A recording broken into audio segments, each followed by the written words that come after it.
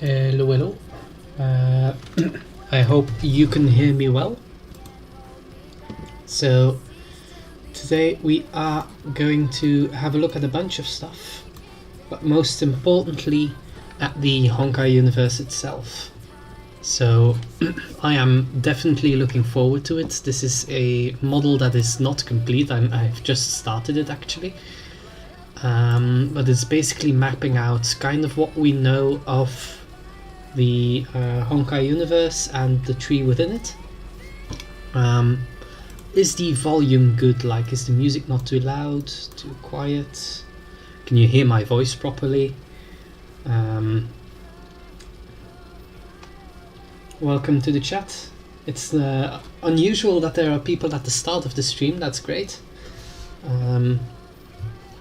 Happy to see you here.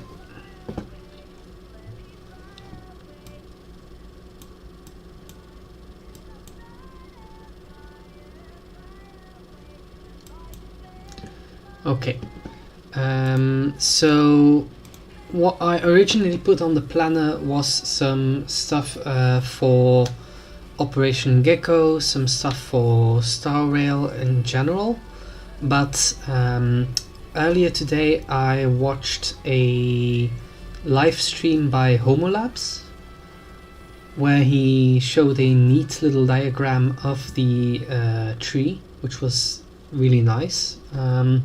And then later this day I watched a video by Island XD, and it's a good video, but there are a couple of things where I think he kind of went wrong. I mean, love Island XD by the way, so he's great. But I felt a need to like, okay, what if we try and make a model? Now, the thing with a model is that we are always going to be stuck to certain assumptions. For instance, this model, this whole part, relies on the idea that the Thanatos Kizuna is reliable. The thing is, we haven't translated most of the Babylon Academy stuff, so we don't actually know how reliable the lore from Thanatos is. Like, there might be some sort of thing where it turns out like, oh, it's just sort of a backstory the characters from Babylon made up or something, but currently it's consistent with everything we know, so we're going to assume it is correct. Hi everybody, it's nice to have you here. Don't hesitate to like say something in chat, to ask something in chat. I'm happy to talk. So let's kind of start with what I've already mapped out here. So from Thanatos, we learned of the Age of Chaos, and the Age of Chaos basically states that there is this eternal war between the gods, where there is like no real transience. There is no death, everything just kind of keeps going in an endless cycle, and it describes it as being devoid of time, but there is still a difference between being cyclical and being devoid of time, so I wrote it down as the absence of transience, because that's the most key part of this. Nothing dies, nothing ends. And then the Lord of Myriad Realms, we don't actually know who this is. Introduces the concept of transience into this existence, which causes the Age of Unification, where Zeus goes like, oh great, things can die now, so I can defeat my enemies, kill them off for good, and be like the sole ruler of existence. And he uses Thanatos for that purpose. Now, Thanatos is kind of special in like she's not dead, not alive, she's like in a constant state of dying and being reborn. So Zeus can't actually defeat Thanatos in any way, and Thanatos ends up killing Zeus. Now, when Zeus dies, he has basically already absorbed concepts from a whole bunch of these gods. So he became a universe in himself. And by dying, it creates the Big Bang, and from there the tree sprouts, you could say. Now, the tree itself is conceptual. It is not an actual physical tree, but rather a diagram you use, a visual representation of something that is more than three-dimensional. Specifically a representation of the flow of time, which you could map out in a whole bunch of different ways. If you want to visualize the universe as a whole, you just can't, because you're like 11 dimensions or more, so you can't put that on a two-dimensional map like this. But time we can sort of try and map out, and this is kind of what I started doing here. So an important thing is, so the Honkai universe as we know it is something that is born from the death of Zeus. Then you have the Big Bang, and then you have the birth of many worlds. There are, however, still influences from outside this universe, and that is why there is a talk of a multiverse of sorts, but it is not what people typically think it is. Because what people typically think of as the multiverse, when it comes to these MiHoYo properties, is actually a part of the universe still. One universe containing all these different games, and then outside of this universe we have the confusingly named other Honkai universe and the beings beyond space-time. Now, we don't really need to know that much about these two, because we don't really know much about these two. But basically the beings beyond space-time are mostly the outer gods, which are characters that appear in Guns Girls, and they just kind of visit and have like their own things going on. There's a couple of them that are like, yeah, I eat worlds, or I'm going to like absorb the universe, no biggie. And then this thing here, the Honkai universe, is still a bit of a mystery. It's a bit of a weird thing that's going on in Guns Girls, where there is talk about the idea that the Honkai as a phenomenon was actually birthed from a different universe, but because the not physical, but the separation between the universes is so great that they don't merge in the way a universe in quantum collapse would, which is something I'm not particularly schooled in, the quantum collapse thing, but in short it's kind of something that Einstein in Honkai Impact 3rd explained, where if you have multiple universes that interact, they would theoretically be considered a single universe of many worlds, which is basically what this is. Now, the big thing here, so Earth is one of these many worlds, and we can split this up into a world line for Guns Girls and a world line for Honkai Impact 3rd. This is something that is more or less confirmed by the lore. We know these two exist.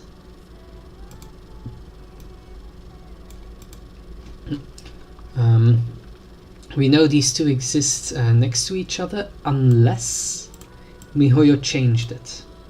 Now, currently there is no evidence that MiHoYo has changed it, but I wouldn't say it's impossible either. The thing is, everything currently supports that they have not changed it, and that Guns Girls is still considered an alternate world line to Honkai Impact 3rd. And that's something we are going to work with going forward. Now, these blue blocks here that I've marked out, this is like the main line world of Honkai Impact 3rd. So this is basically the story of the game, what we go through through the main game of Honkai Impact 3rd. And as you might notice, I've added a couple of splits here. That's because theoretically there would be. Yeah, one universe, bubble worlds within it, stable worlds within it, and a greater multiverse around it. So now, of course, with a model like this, there is a certain level of assumption, because what I'm going to do right now is I'm going to add some of the star rail stuff to this model, but there is actually no denial or confirmation that some of these star rail worlds might have originated from a version of Earth.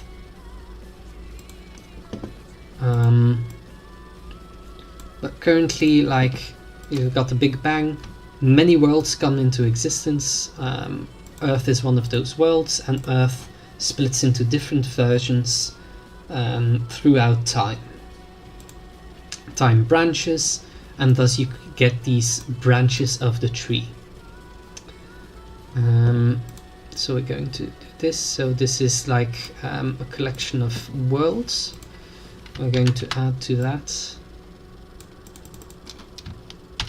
Halo 6. What are some other planet names? Because I know Hertha Space Station is near a planet, but I don't know the name. And for Star Rail we're going to use... which color should we use for Star Rail? We use dark blue for... let's use purple. Purple is nice. And then Guns Girls is going to be some sort of teal, preferably, or cyan, light blue. Sure, this kind of blue works.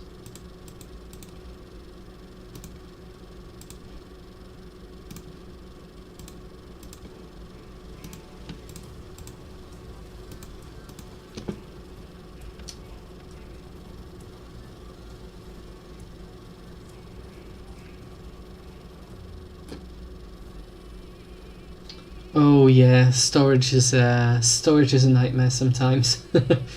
I'm kind of hoping, because I've heard MiHoYo is kind of experimenting with technology regarding storage and remote play.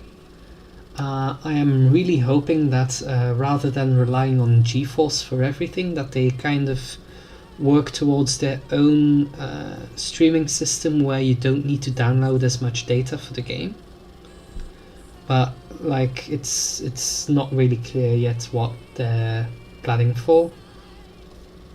So yeah, who knows where that goes. Yeah, so to be clear, because this is something I've seen some confusion about, a bubble world and a regular world are not the same thing. Bubble worlds are special, and they are not stable. They exist within the Sea of Quanta, and the Sea of Quanta can be kind of considered in current terms to be sort of a... the current song is Will of the... was it Will of the Hersher? Let me check. Befall, yeah, Befall is the song, the OST.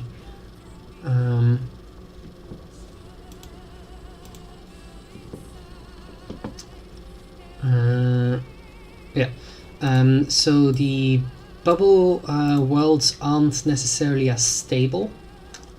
So they can... there's a couple of ways a bubble world can come into existence. For instance, a regular world can become unstable and fall into the Sea of Quanta. A regular world can be fractured and have pieces go into the Sea of Quanta. Or a bubble world can come into existence as a shadow of sorts of a regular world. There are a couple of other methods, but the endpoint is that bubble worlds are not as stable as regular worlds, and they have much smaller scale, much different structures. So this is kind of what we see here. Oh, this one needs to be renamed. Sanka Saga. Right. So, to give an example here, at the end of the previous era, we know of two bubbles that came from this, and that is the bubble in which Prometheus existed, and the bubble created by the Divine Key, I believe, which became Durandal's personal world in the Astral Harness.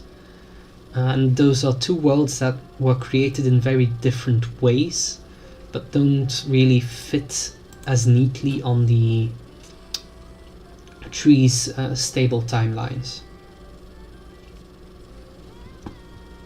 These blocks with dots in them basically means like there's a lot more there. Like, for instance, a Honkai Impact the world line splits somewhere. Eventually you get to the previous era, but there's countless, infinite other timelines as well where that previous era probably doesn't happen.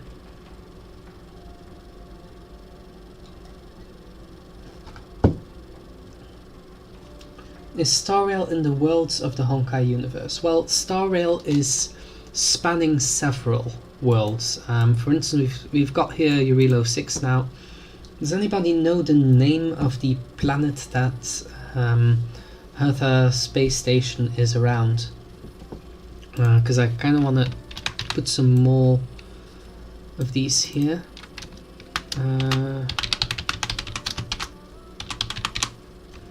Now, the thing about the Luofu is that it's actually a ship, but it's at a scale that I'd assume it functions as a world. But once again, like, that's a certain level of assumption that goes into this.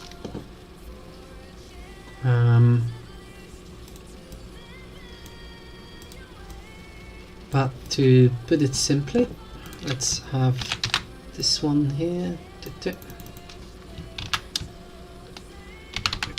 Gekkou.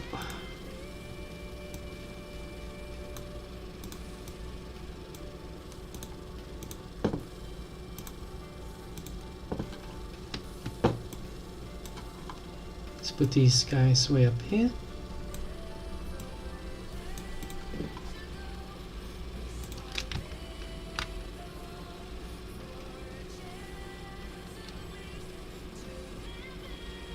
Yeah, what makes a ship a world? That's a good question. Like, there's a certain limit to our understanding of this, and that has a lot to do with how the whole thing is described, because one thing that has been a recurring theme is that they say the concept of the tree is lackluster. So the description of the universe as a tree is actually lacking. And I would assume one of the reasons for that is because it's kind of hard to describe what happens when two worlds interact. Because, as we've seen here, so a decision made splits the world into two lines. But what happens if you have a character like Welt, who comes from the world of Honkai Impact 3rd and travels to Himiko's world, and he starts making decisions there? Then it starts to get really confusing, because what if there's multiple worlds that travel from Post Honkai Odyssey over to Himiko's world? It's something, yeah, it's definitely not the simplest thing.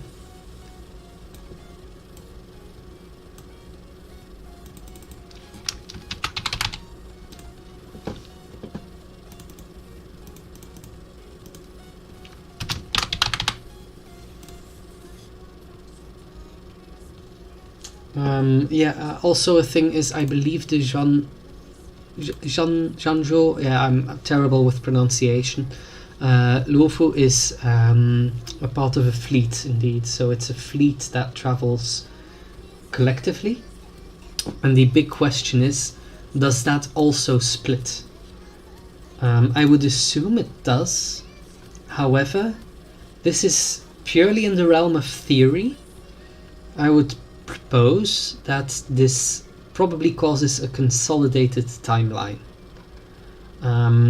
So to give it a bit of perspective, this is yeah, we don't want the filling for this. Can we make it empty? No. Can I just draw scratch pads? No. I haven't used this program before, so I'm not too familiar with it. No.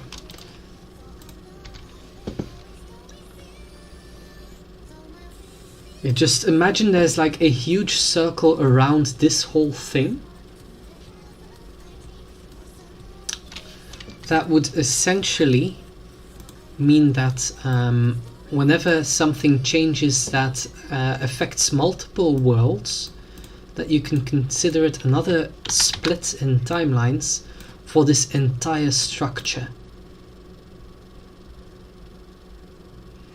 Which is why the tree model is so limiting,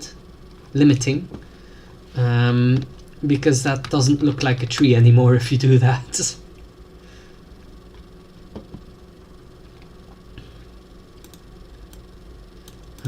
So essentially the star rail, we're going to represent that by this purple dotted line, is a structure created by Akivili that is used to traverse the universe. Which means that scale-wise it is much bigger than anything else we've seen here, other than, well, the universe itself.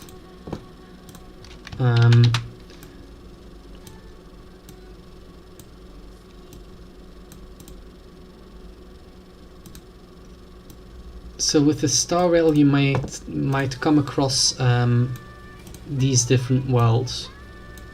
World's problem is that there's a big chance the star rail does not connect to Earth because Akivili hasn't been there. Which would make it hard for him to go back home.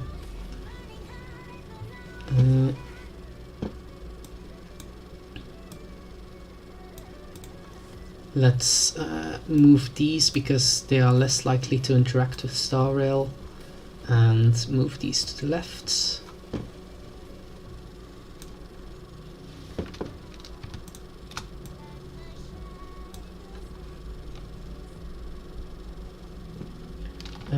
Is it the same world? Yes, it is the same world as in Honkai Impact 3rd. Everything so far seems to point towards that, at least.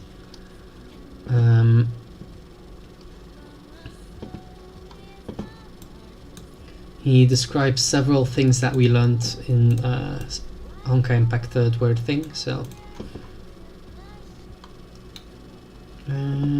yeah, so some other things on this map. Lambda spheres of observation. This is kind of something we don't really know that much details about, but basically Lambda observes the mainline storyline of Honkai Impact 3rd on repeat through the time crystal, which is a whole thing, but I kind of just put it on here. Is Welt kind of stuck? Yeah, he's kind of stuck. So he traveled into space to try and protect other worlds from the Sky People, specifically the world Himiko's at. He wanted to protect, but he kind of got stranded, and that's how he ended up on the Astral Express. So he doesn't really know how and when he can get back home. It's also not 100% clear how long he's been away from home, because it seems like there might be quite a time gap there, and I'm hoping for his sake and his family's sake that it's not too huge a time gap. Because as far as we know, Joey is kind of mortal. His son Joey probably ages. Which, you know, it would be kind of sad for him if he went home and then, like, Joey's not around anymore. Well, Jiang himself, it's not really clear, like, whether he'll age, but he's been around for, like, he's 80 and still going, and he's looking good. Part of being a Hersher, I suppose.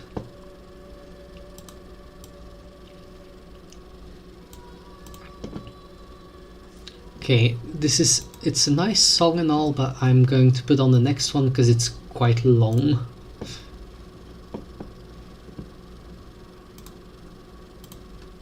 Alright, so when it comes to Guns Girls, information on this is kind of limited because we haven't translated much.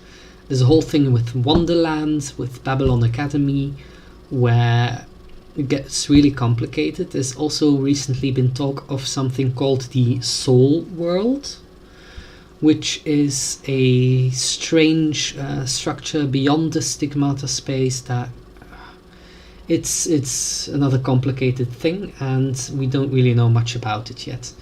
But what we can map out is some of the main stuff, specifically after Era 0 ends, we have the retrospective era. So then the retrospective era ends.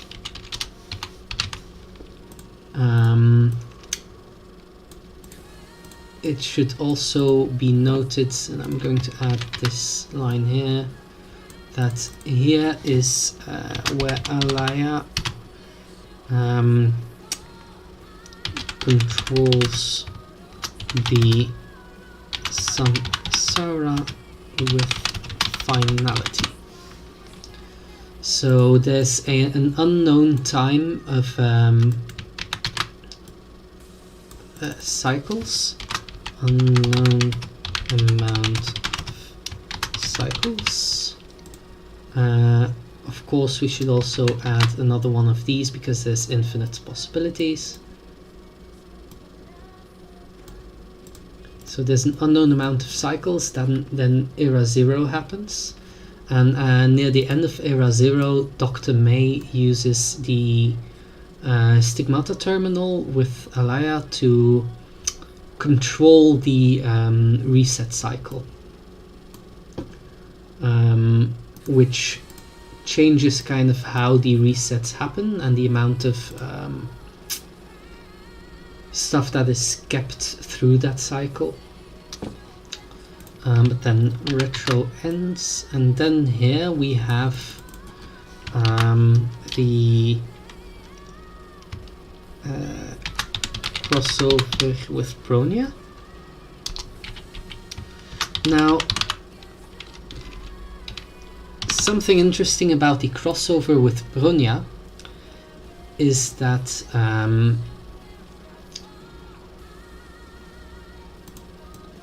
we don't actually know if it's the real Bronya or a shadow of Bronya that we see.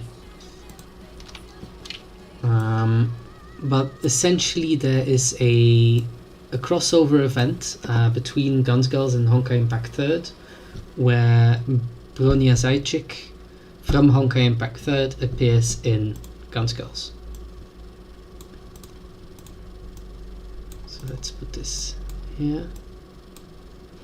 And this happens, like the version of Bronya we see there appears to be a version that exists during her travels in the Sea of Quanta, which means it is very likely that it is the original, but it is just as likely that it is a shadow of sorts.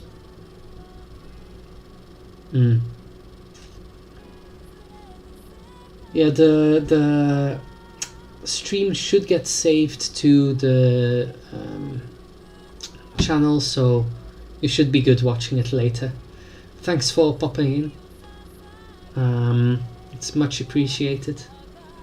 What is your favorite animated short? That's a difficult question. I think currently I'd have to say Graduation Trip. Might be recency bias, so I'd have to think about it a little bit more, but currently like that's what I'm thinking of.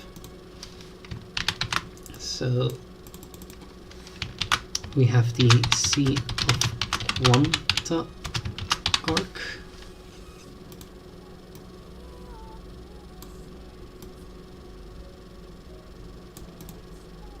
Oh.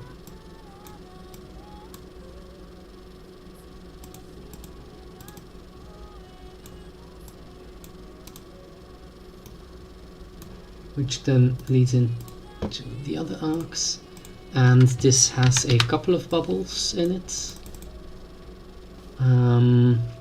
Let's deal with those later. First we're going to deal with Ronya.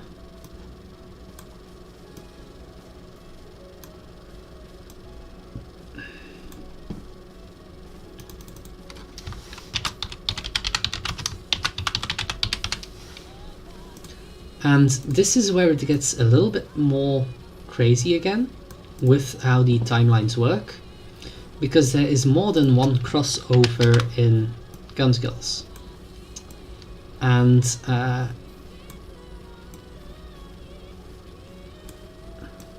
we go. This is the Ursher of Sentience crossover, and as you can see, something seems a bit odd here. And I believe it is implied to happen somewhere between like the Ursher of Domination arc and the Glostin arc. So let's put it like this.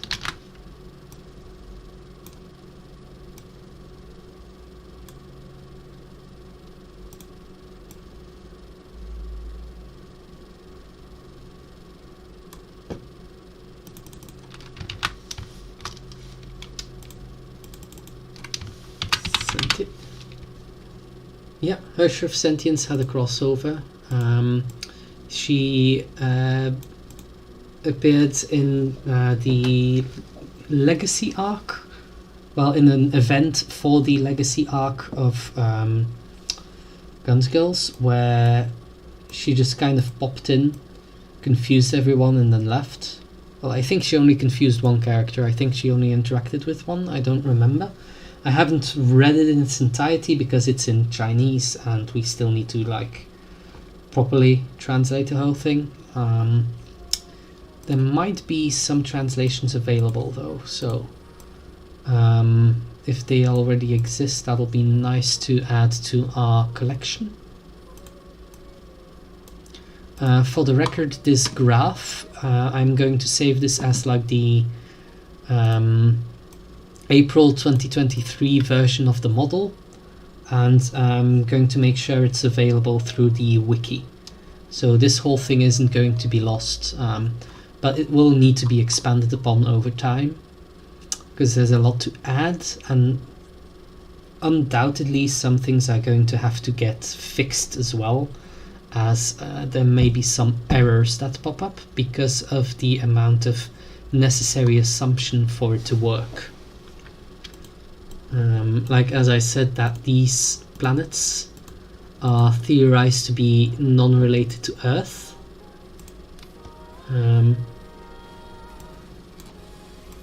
What's up with this? Why is this connected? It's not supposed to be connected. Like this. Okay, there we go.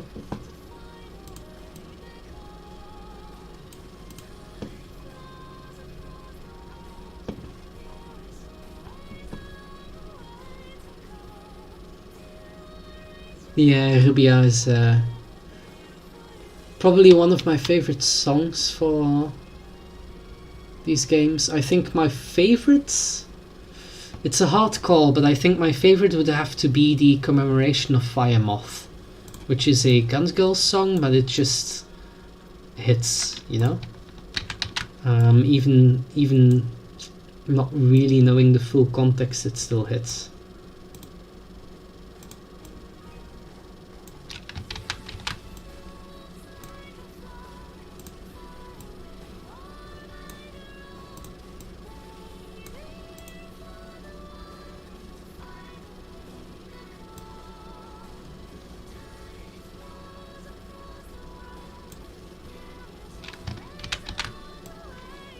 So yeah, there's always these other branches that like exist. There's always other paths that exist. Oh,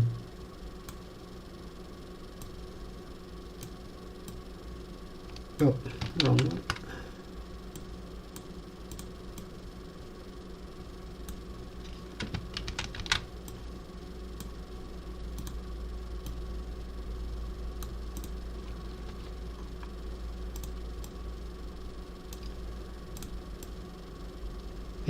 I am really curious how the concept of the tree is going to be explored in Star Rail because of its scale.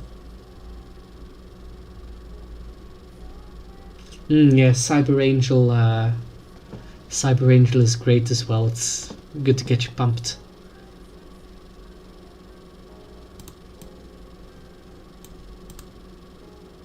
Can I change where it connects? Yeah, that's better.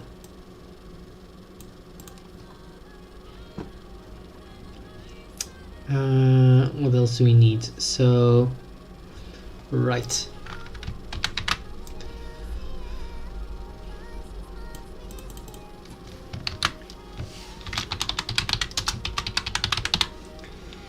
So the Reborn finale is rather peculiar, my god. Peculiar in how it ends, specifically because we have another case of world travelers, namely, spoilers, Kiana and Mei set out into the Sea of Stars to destroy Honkai.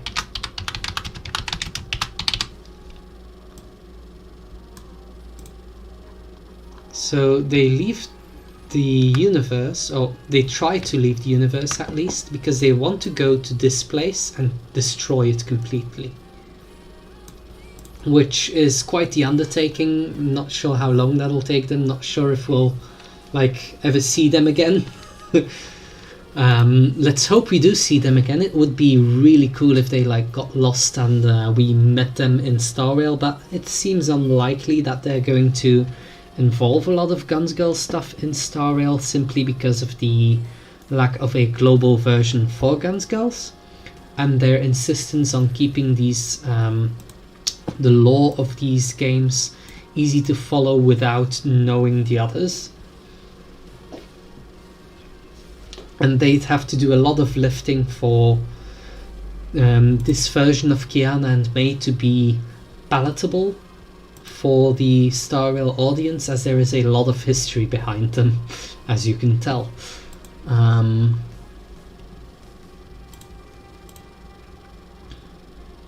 of wish we knew, like, well, we're going to know a lot more, and like I haven't been including a lot of beta information because I haven't been following the beta super closely to have a more genuine experience playing the game.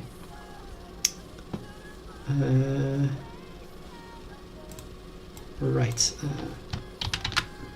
branch here.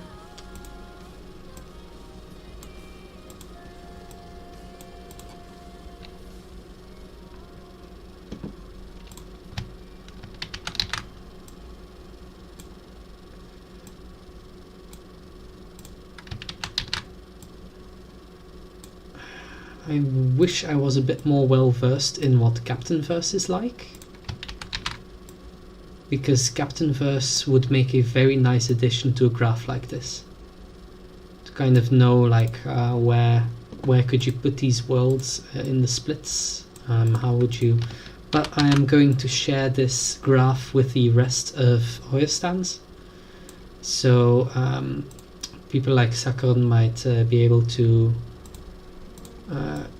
throw in their 2 cents.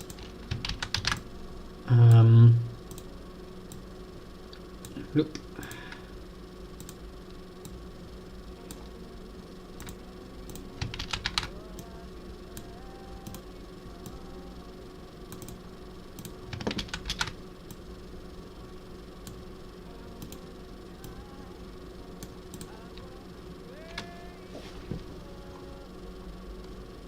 So it's starting to become a little bit more like a tree slowly. Let's select all of this and move it up a little bit.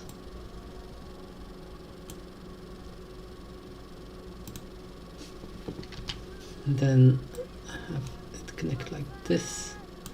And here we go. You can kind of start to see where the whole tree analogy comes from, right?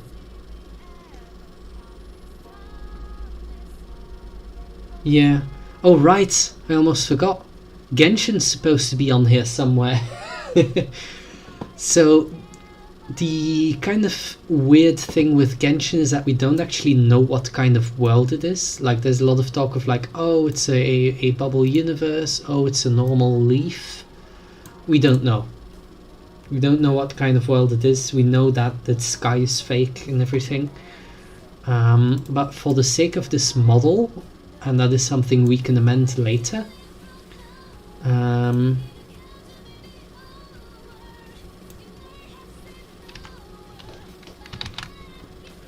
we are going to add some more splits also for the visual of it, simply.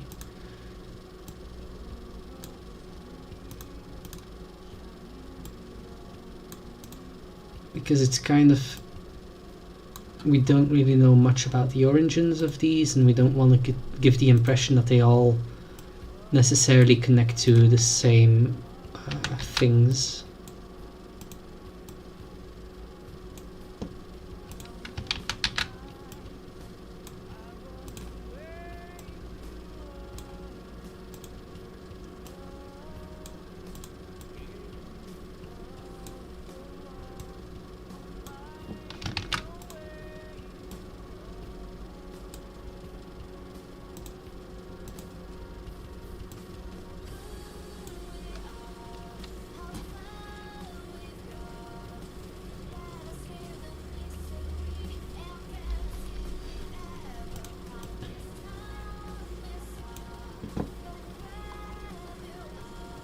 Yeah, so for the sake of the model, we are going to think of Tevat as a normal world.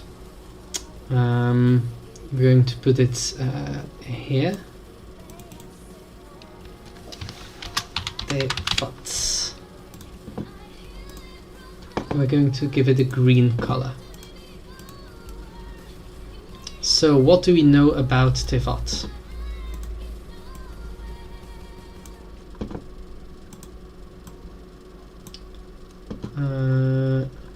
Not much, really. Well, we know about the history with... we know there's some sort of era cycle going on. There's some sort of samsara. We just don't know the extent of it. So we're going to say Age of Dragons.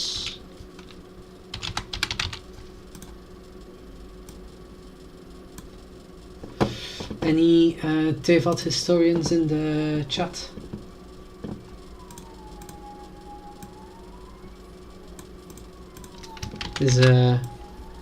I don't really know what kind of things are supposed to go on in between here.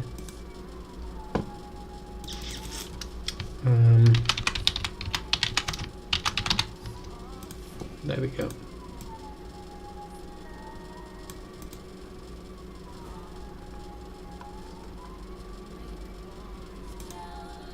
So I think we can kind of leave the model here for now.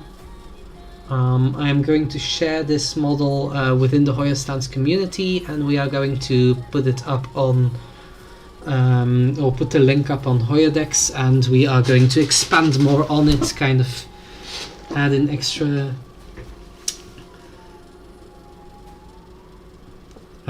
information as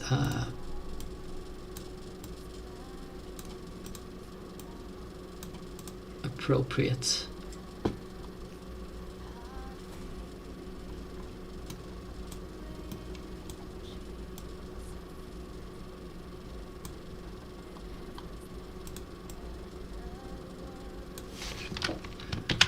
for the sake of the model, we're also going to add just a little bit more of these like undefined branches, just to sell the idea of the tree a bit more.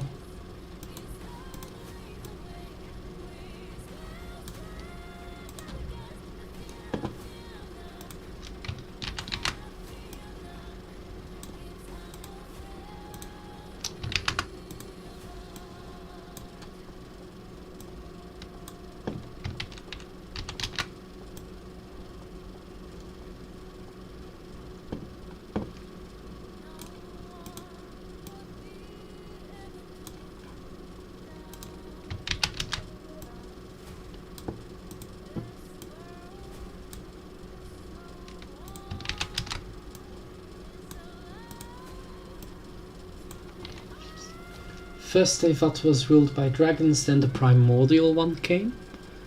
Okay. Let's go with that then. Put it in here.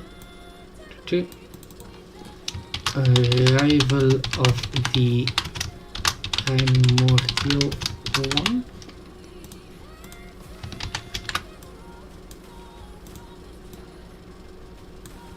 And the primordial one is a descender, right? It's someone from another world. So let's add it like a diamond, because it's not really defined where the primordial one comes from.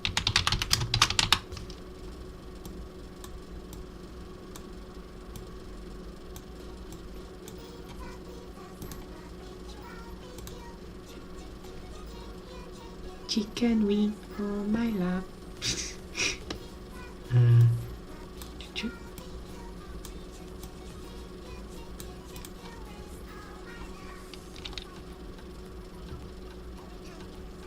Then he split himself into 4 shades. Alright.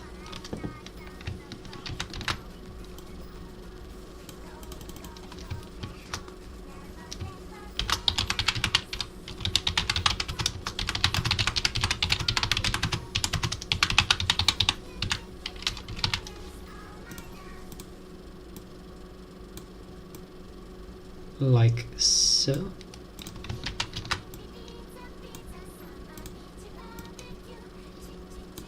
The difference in sound between the Chinese and the Japanese versions.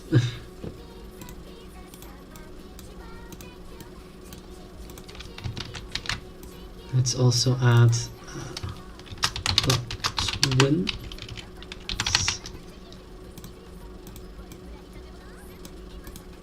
And then the cataclysm.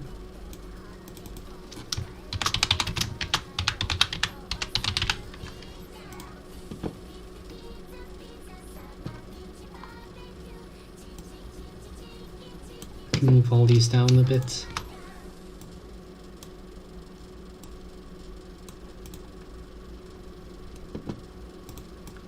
Cataclysm and the War of the Gods. The Archon War. War.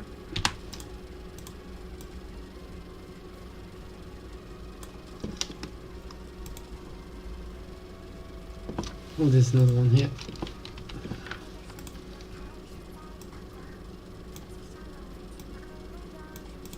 Like so.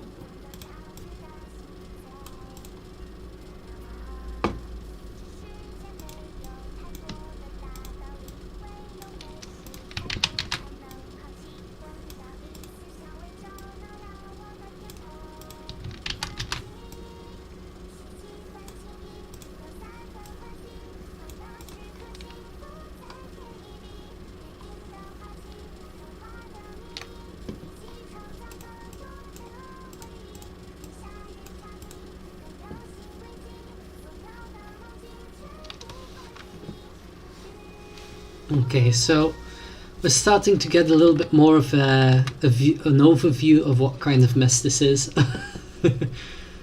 Let's actually move these up even a little more, and then move this one down a bit more into the middle.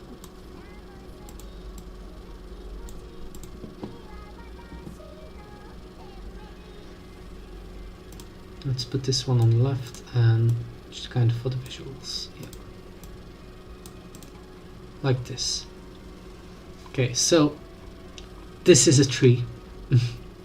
And this is kind of also the confusing thing about the concept of leaves, because people often try to visualize the imaginary tree as something involving static worlds. So like you have a branch, and then you have on that branch a leaf with earth, a leaf with this world, a leaf with this world. But that's not really what they explain to us in the game.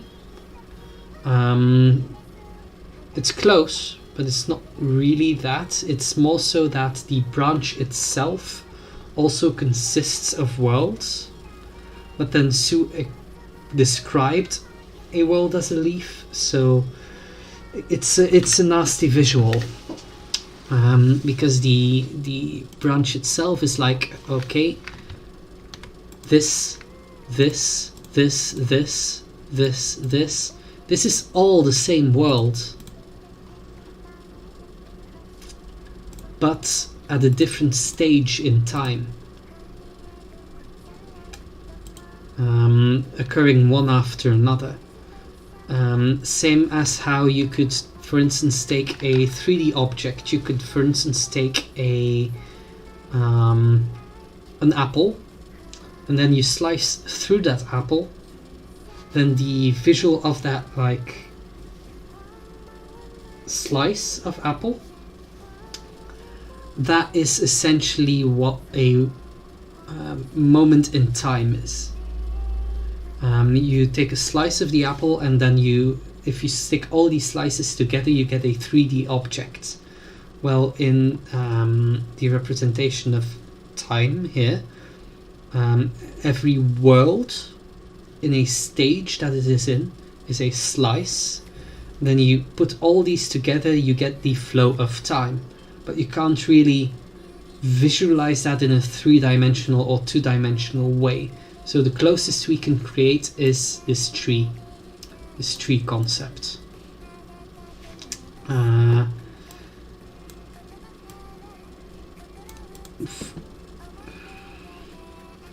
Okay, I think this is about as far as we'll get with this graph for now.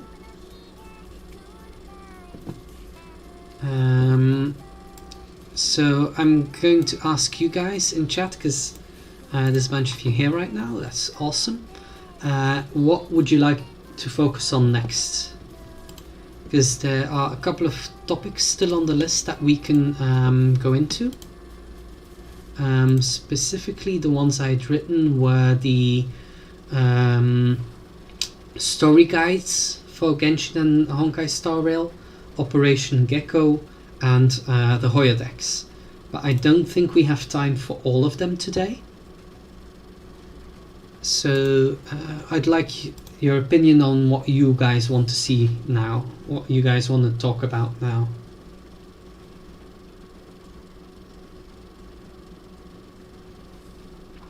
And also another confirmation that you guys can hear me properly, that the audio is good.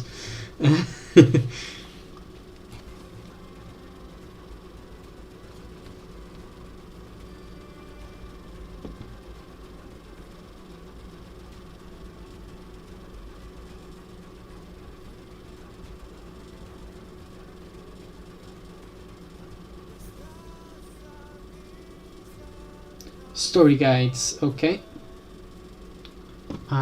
Let's go into that then. This is saved, yeah.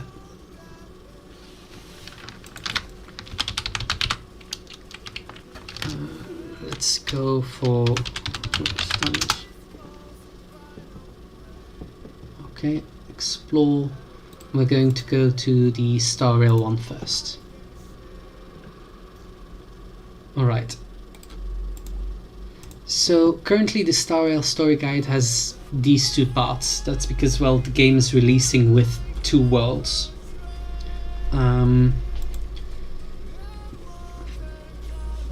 So the first one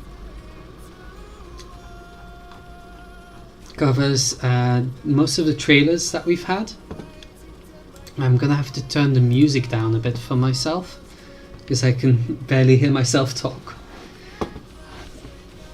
Right, so these blue blocks that we're including are the somewhere else blocks. Now, these are non-mandatory.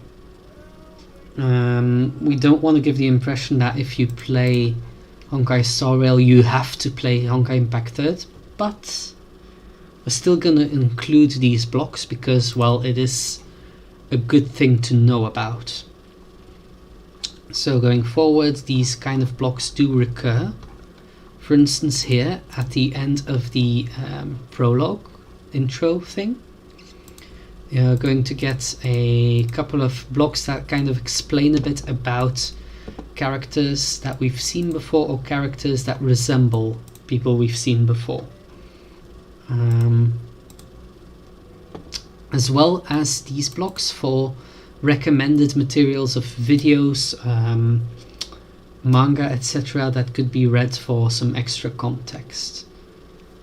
The red blocks are going to be some information, mostly some extra text about, like, oh yeah, there's some translation issues here you should know about, there's a term that is introduced that you should know about, that kind of stuff. Then we have these language buttons, so we include videos in as many languages as we can. And that includes languages where the subtitles are not available. When this happens, we use ViewSync. It's a nifty tool that basically allows you to play two videos at the same time. I'm sorry, I love this song, but it's gonna pause for a moment. So you can start up both videos, and you press play, and place them in tandem. You turn off the voiceover you don't want to hear, and then you basically have the video with the chosen voiceover.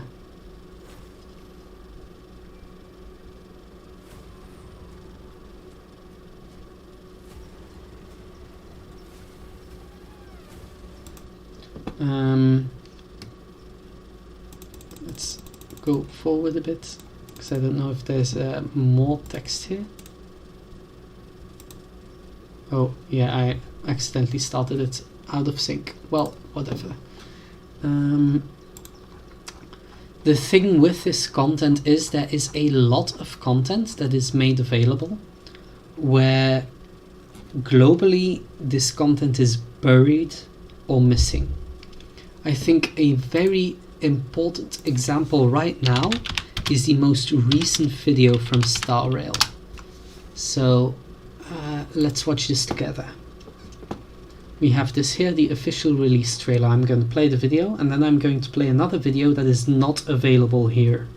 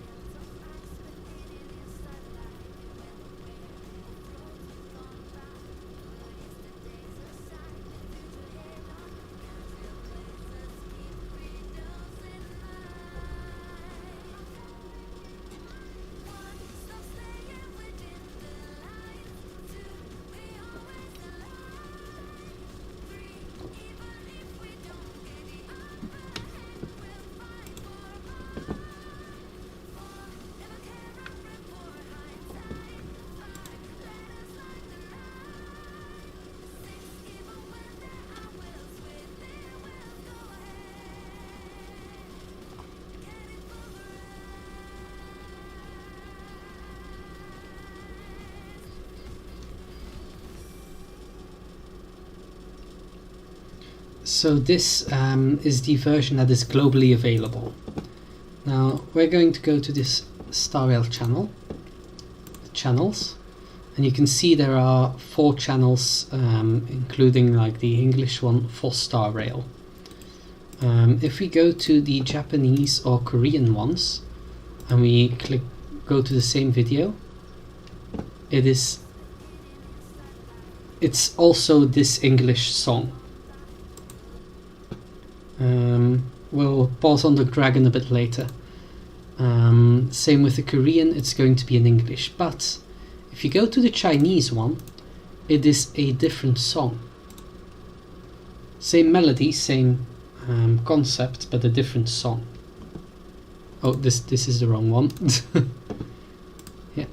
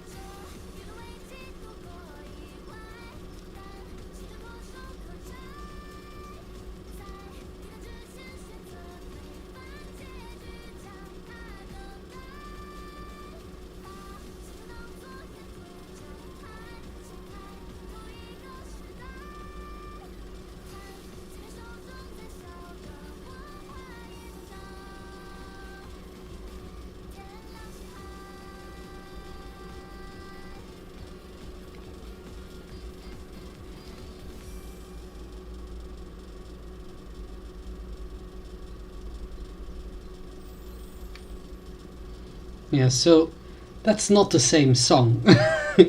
Different text, different lyrics, different sounds, different singer.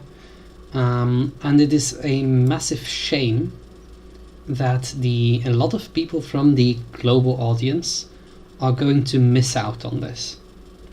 But I have to give them credit here. The fact that there are English subtitles here is a massive deal. I love that they did this. But nevertheless, I hope that something like the story guide is going to help make sure that at least the people playing using this don't miss out on it. That they get to find these more obscure things. The same thing is kind of the case with, let's go to Bilibili. Let's go to Star Rail. So there are a couple of videos here, and there are I know of at least one that has a fan translation. I think this one.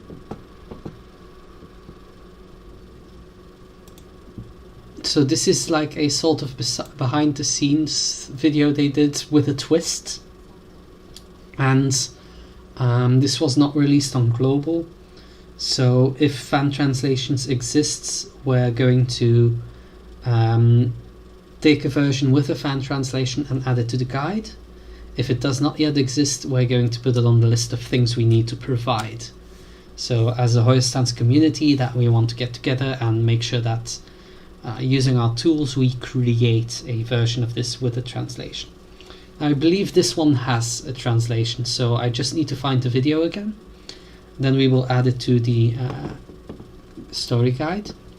But there's also this, and this is one that confuses me a bit because it was announced on the live stream that this video would come, but they have only released it in Chinese in Bilibili.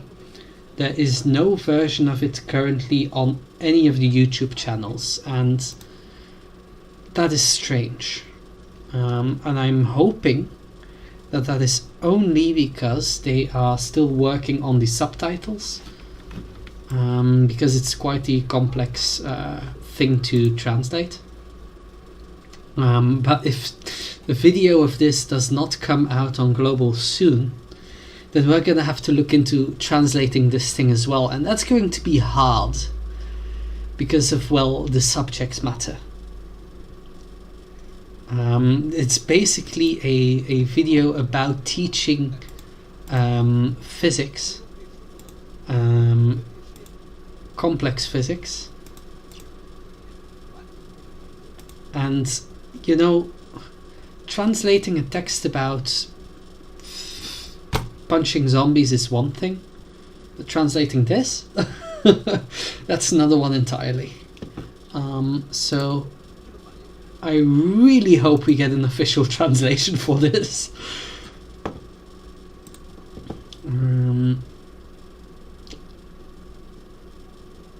I want to know what this thing with the cat is. There's something with a cat here.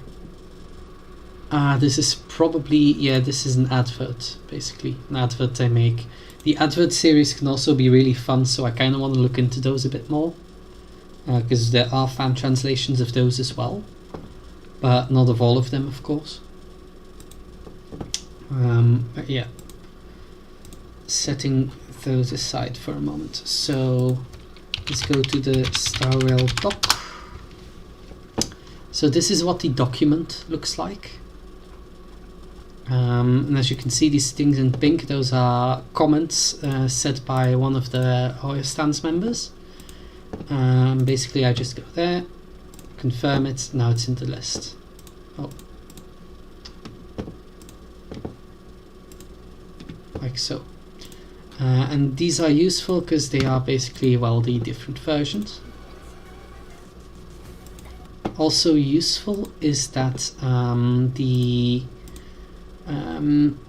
guide includes this thingy here, and Buddy here has been really great in being consistent with adding that when applicable. When it's not applicable, then we know, like, okay, we're going to have to view sync it, because this does not have English subtitles. This is the Japanese version. There's no English subtitles, so this is one we'll need to sync up with the English version.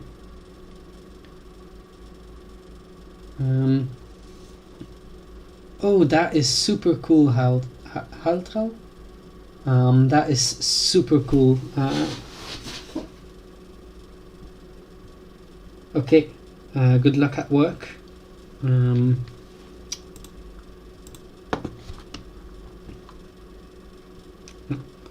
I have to keep that in mind.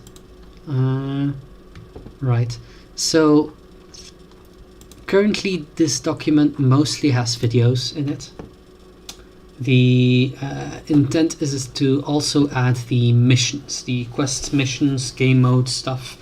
That is going to be a complicated task because it is non-linear, and working non-linear things into a story guide can be quite confusing.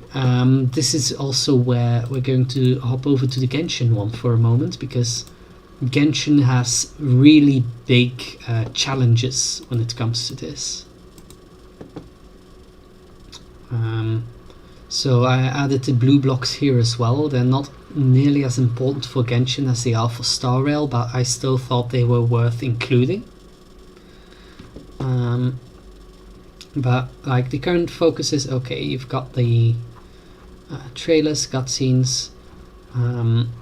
When available, we add the different language versions, but of the early content we don't have a lot of like language versions easily accessible.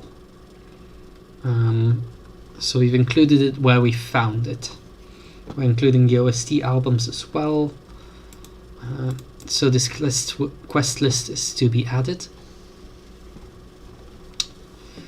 We also, for both Star Rail and for Genshin, we are adding these version markers that kind of tell the reader of the guide, like, oh, this is going to be from the perspective that the male character is my perspective character, or that the female character is my perspective character, to avoid a bit of confusion when you're going through it. Of course, with Genshin, this is like predominantly your boy Aether. We've also added the Genshin manga. I'd like to check who did the fan translations, because I want to ask their permission to put the manga onto the HoYoStans website as well, which is devoid of advertisements, because manga decks can sometimes get a bit wonky with that.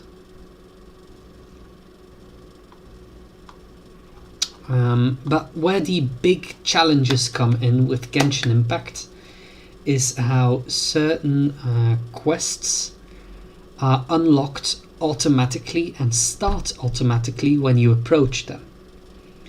And that poses a bit of a problem when those quests are things that released half a year later than the previous quest you did. The biggest one being the Shenhe interlude quest, because it takes place a period of time after the end of the Liyue Archon quest, but it automatically starts immediately. So the Liyue Archon quests at the end, it's like, oh yeah, bye bye Jade Chamber. Then they go like, okay, we're gonna rebuild the Jade Chamber, and then by the time like you get to the interlude quest, it's like, okay, Jade Chamber is coming back. But of course, without that time gap, it's like, oh, it's just instantly fixed, like there's no consequences, which, you know, is unfortunate.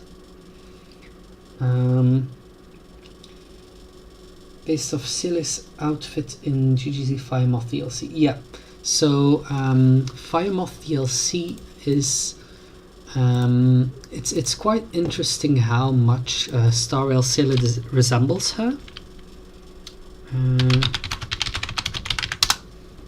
Let's see if we can get some quick images here. Yeah, so it's quite interesting how much Star Rail Silly resembles her because of like the long hair and such. Some of the outfit design choices. That's not silly. It's also interesting how little the Bronya versions resemble each other. I guess we just kind of really wanted to have the mature model on her. The thing is, we haven't really seen much of a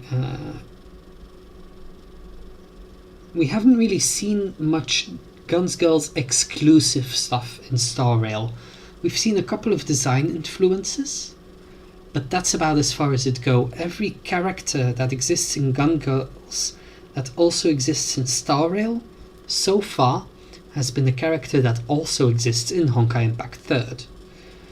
So I am really hoping we get some of the Guns Girls exclusive characters in there, but it is seemingly unlikely, such as Kyusho here on the left.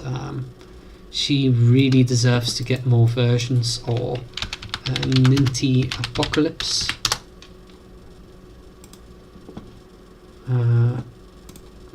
This one really deserves to get more versions as well. She's got like quite some history.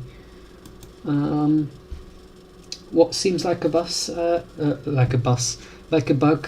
Hazra? What's the issue?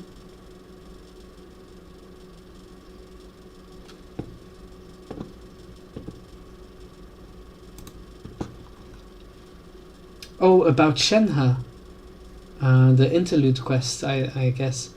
That one, well, it's not a bug. It's just like MiHoYo being weird with their restrictions, because they kind of did something similar with the Elysian Realm. And there's a couple of reasons we can assume that is the case. With Elysian Realm, Elysian Realm is supposed to take place after Chapter 25 of Honkai Impact 3rd. And for some reason starts as soon as you reach a certain level, instead of that point in the story. And we can assume the reason is because of the rewards. If you play Elysian Realm, you get rewards, people want those rewards, So instead of rushing the story, you can just play Elysian Realm early. It completely ruins, it really messes with your story experience if you play Elysian Realm and you don't even know who Kevin is. Which is unfortunate. But it's, from a gameplay perspective, it is like, there's a rationale behind it. With Shenhe, I would assume the rationale is something quite different. It is the opera. Because the Shenhe Interlude quest has the Yunjin opera. The opera that they decided to keep in Chinese for every version, which I really commend that they did that. That is really great that they did that. But I think they reduced the unlock requirement for it to make it easily accessible for players entering the game. So they don't have to go through the entire Inazuma quest to do the cultural impact opera quest that is that made waves on the news, you know. Like they were quite literally on the Chinese news for being a cultural touchstone. So I can kind of understand that that could be the motivation, but I just don't think it's a very good one on a story level, because, well, it kind of removes a very important gap in the pacing.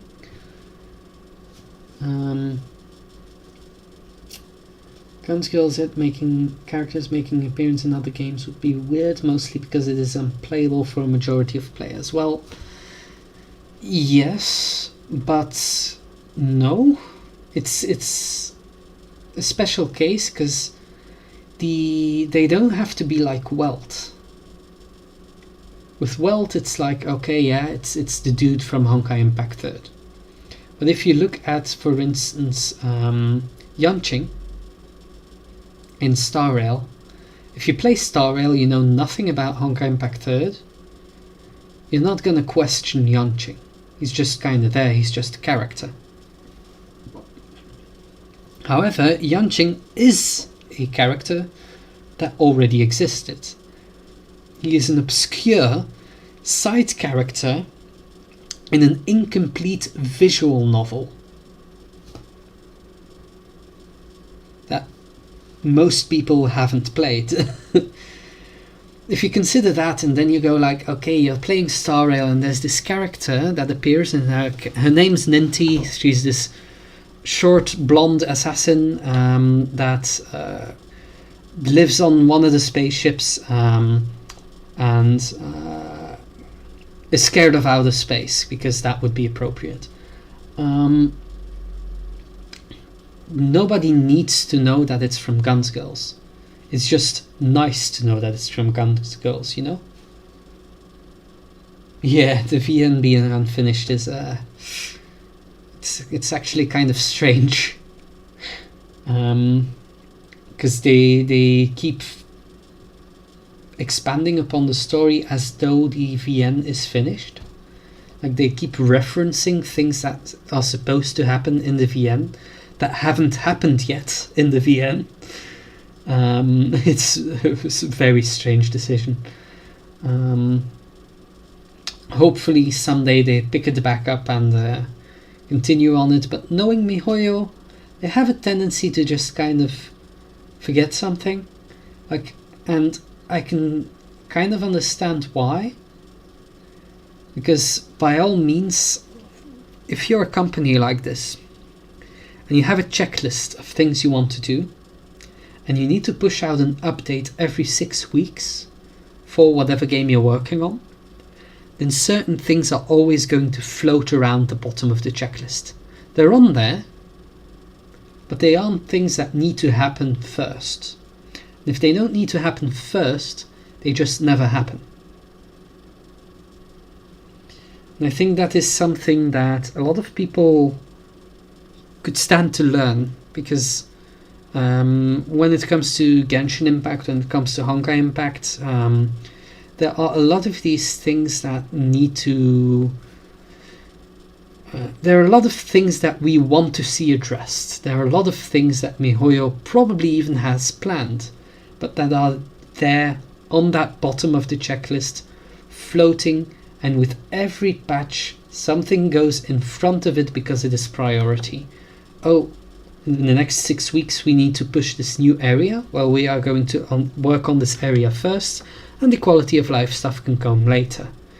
Oh, next patch we need to make another new area. Well, we're going to make this area first, and the rest can come later. And I would assume that the visual novel is something very similar, where it's like, okay, they do want to do it, but there's just a lot going on, a lot they're doing, a lot of stuff these people are working on, and the visual novel as an unpaying thing that isn't even on every version is not a priority. Even though we really, really want to see it finished. A Janna version would be cool as the previous Hydro Archon. Huh. I kind of feel like that's a bit, how do you say, below Janna's league? Because the Archons are in a lot of ways quite similar to Hershers, you could say. Janna is on a whole other level. She's way more powerful than most of these characters. So having her included as a Hydro Archon, I don't know, it would seem like a bit of a downgrade. Because one of the things that makes Janna so interesting is how broken she is.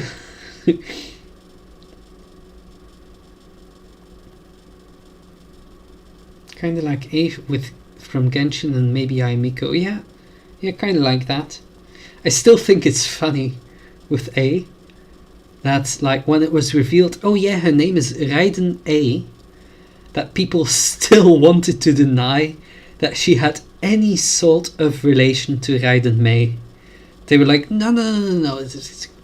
There's no relation at all. It's just a completely different character. It's like, yeah, it is a different character, but it is a different character within the same universe. Like, that's kind of the point. That's why we have these different character versions. There are some who also claim that it is a form of laziness, where MiHoYo just isn't creative enough to make new characters. It's like, have you played these games? There are so many new characters and new ideas. Like, man. And the community is wild sometimes, it really is. But yeah, I'd love to see another version of Janna as well, but Janna is quite a special case compared to some of the more low-level characters, you could say. Such as a Ninty, for instance, who is merely an assassin.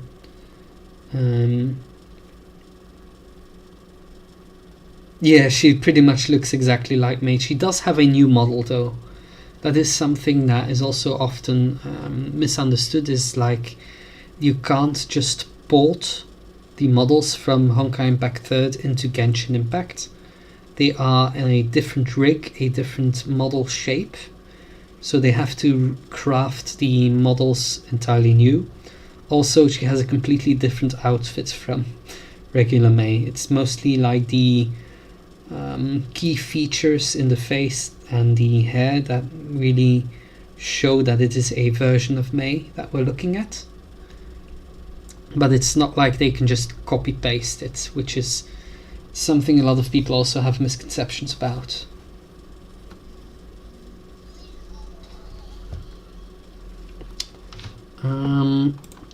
So for Genshin story doc, let's pull that up as well.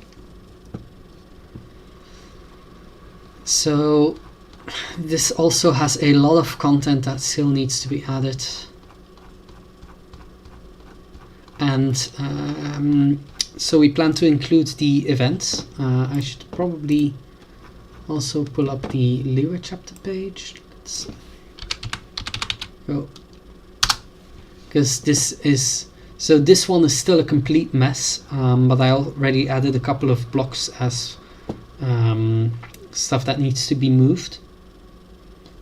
And one example of this is this event here.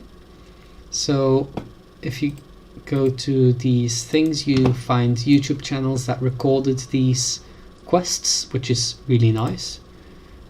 Props to these YouTubers every time for recording these quests. But as you can see, this is the Japanese version with Lumine of this quest. And where possible, we want to include as many versions of these as we can find. For players of like, okay, I'm playing as Lumine, I'm playing in Korean, oh well, I get that version of this event. Unfortunately, a lot of these we haven't been able to find proper quality recordings.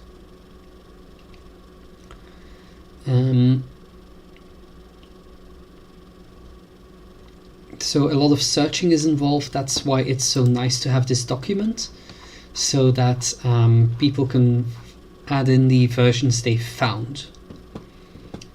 It's also nice to have these little comments with explanations.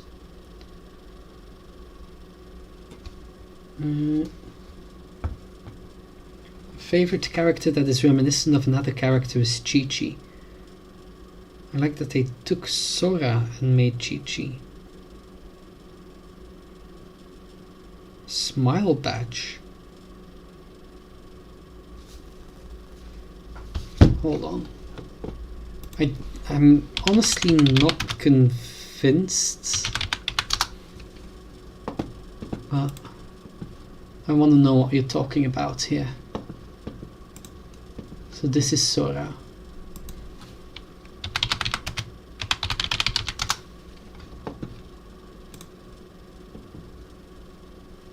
I don't see it, to be honest. She has a different voice too.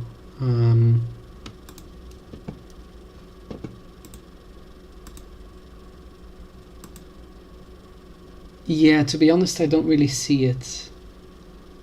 I don't think there's any relation between these two.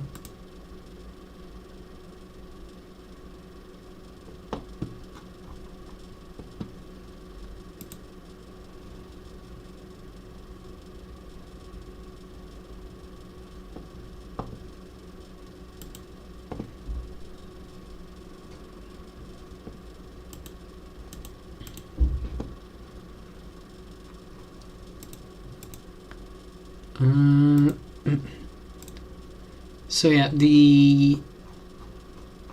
currently the two biggest problems we have in this guide is the card game quest and the Shenhe quest, because both automatically unlock at times when it might be inconvenient. The Shenhe Interlude quest automatically unlocks without an AR requirement after the end of the Liyue arc, and automatically starts if you enter Yujing Terrace. The thing is, Yujing Terrace is used for other quests as well during that period, so we can't really say don't do the quest, focus on Inazuma.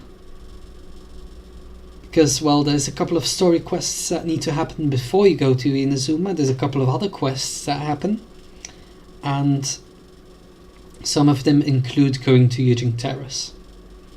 The other one, the card game quest, is perhaps even more difficult to deal with because we can't control when a player unlocks it.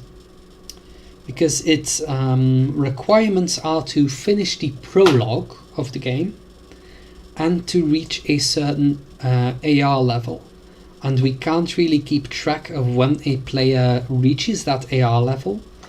So they might still be in Liyue, they might be in Inazuma by then, or they might still be doing their Mondstadt stuff when that quest suddenly unlocks and automatically starts as soon as you enter the Fountain Plaza in Mondstadt.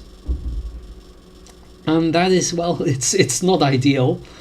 So we're still kind of thinking of how we can handle that in a story guide like this. We've already come to the conclusion that we want to include these little milestones of like, okay, you've unlocked these statues of the 7. Don't it's not recommended to travel into areas beyond those yet. So you can do these quests first, and then you can like go to the next block that says like, oh, this block has these statues of the 7. You can do these quests now, because there's some places like, for instance, in the desert area. Let me pull up the map. Genshin interactive map.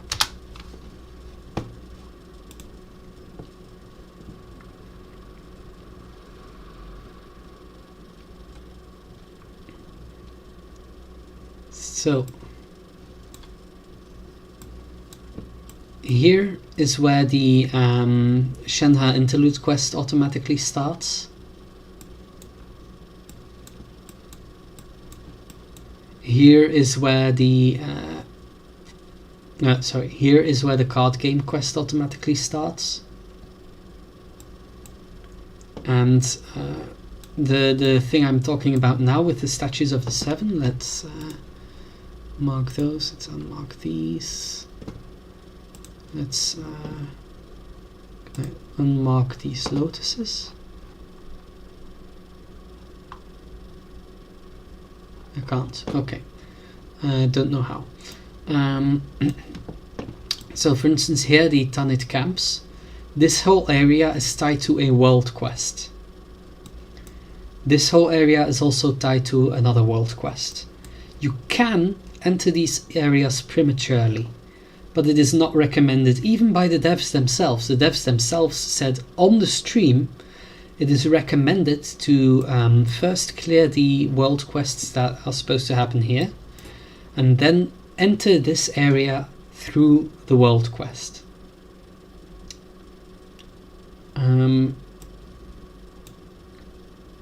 So when it comes to the story guide, we want to reflect that. We want to prevent people from going into this area until they have completed the prerequisite quests.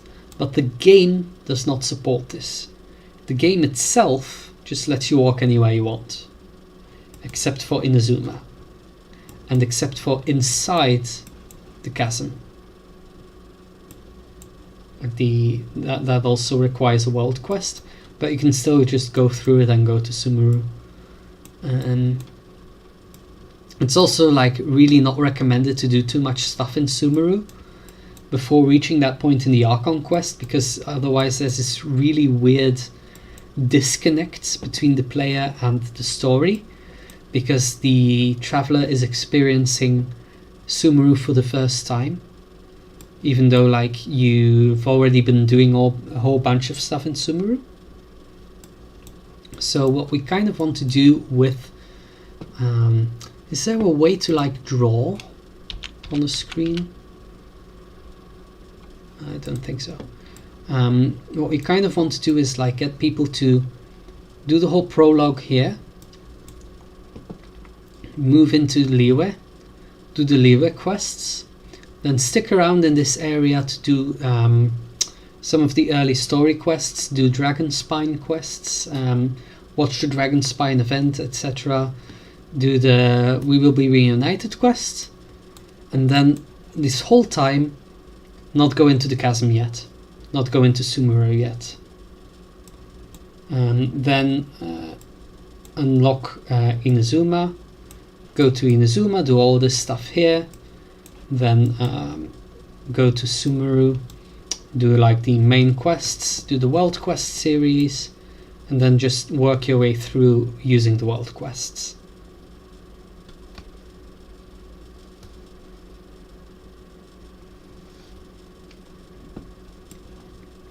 It's going to get even more complicated when these areas start getting filled in. But one thing we can make use of is, well, these statues. Because these areas are always in black, in the dark, with a statue on it. And then when you unlock the statue, you get them part of the map. You can explore the whole thing. What we kind of want to do in the story guide is say, okay, for the prologue quest, you need, you are going, like doing the prologue quest, you are going to unlock Windrise, you are going to unlock, these are supposed to have names. You're going to unlock this one, you're going to unlock this one, and you're going to stick around in this area. And then for the final part of the quest, you're going to unlock Storm Terror's lair, and then you have like these 4 areas unlocked. Then you go into the leeway quests. You do this one, this one, this one, this one, and this one. You don't go to the chasm yet. You just stick around with the stuff you've unlocked. And we use these statues as kind of the way to guide players forward and prevent them from breaking boundaries. But yeah, it's not going to be an easy task. But I love the fact that we're doing this. And I love the fact that there have been people coming into the HoYoStans Discord saying like, I want to help, jumping into these documents, seeing if what they can do, sharing their sources, sharing their links, thinking along about the problems that we're encountering. I love all of that, because if I were to have to do this alone, it would be impossible. That would be absurd. The same goes for like anyone watching this right now or watching this afterwards. You're welcome to hop into the HoYoStans Discord. There is a channel with projects where you can just pick a role, go like, okay, I want to help on this guide, I want to help on this guide. You'll get access to the relevant channels. You go there, you hop into this document, you add whatever information you have, you engage in the conversation, and boom, we can pump out this story guide, help new players have an authentic experience and not miss out on so much stuff that they might miss out on otherwise. Another thing someone pointed out earlier that is really nice of an idea is that so there's these books in Genshin, and a part of the cycle of this game is that people read these books during content gaps. So you're caught up on the story, you've kind of done the quests. That's usually when people go and read these books. But when you're not caught up, yeah, people tend to skip over this. They don't read the books, they don't read the artifact lore, they don't know about it. And that means they have a lot less context for certain things. For instance, Scaramouche. When Scaramouche appears in the main story, he has a couple of things that you could already know about him. That is the stuff from the event and the stuff from artifact lore. And it is somewhat unfortunate for new players that they are likely to not put 2 and 2 together with the artifact lore, because they either don't read it or because they're just kind of pushing through the quests, or they are not going to watch the event, stuff like that. One thing we can do in the story guide, aside from linking the event, is add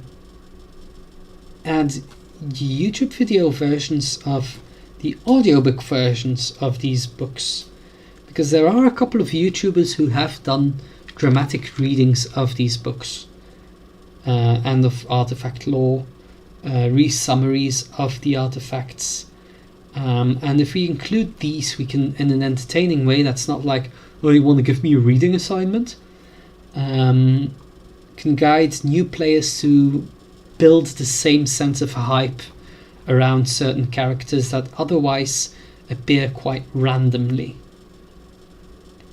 And I'm really looking forward to taking on that challenge. because I think we can have a lot of fun with that. Getting back to Star Rail, same plan. There is a lot of lore in these like extra pieces in the what do you call them again? Star Rail with its complex use of words. But yeah, in Star Rail there's also like these extra drops of lore all over the place. Yeah, with the relics and stuff. And it'll be nice to kind of gather these blocks of lore and drip feed them to players through the story guide so that they don't miss out. Now, as you can probably tell, my voice is kind of running ragged after all the talking. So I'm going to do another quick summary of this schematic, just for the people who came in late. And then I'm going to answer some questions, if there are still some, before ending the stream.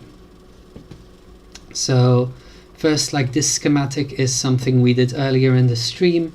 It is a representation of our knowledge of the universe.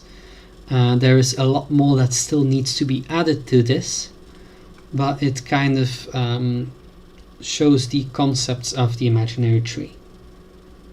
Specifically, from our knowledge of what happened at the beginning with Thanatos killing Zeus, there's the Big Bang, the tree is born, which is not a literal tree, it's a representation of the universe, of time specifically, and through this we observe the creation of different worlds, which split off into different timelines each.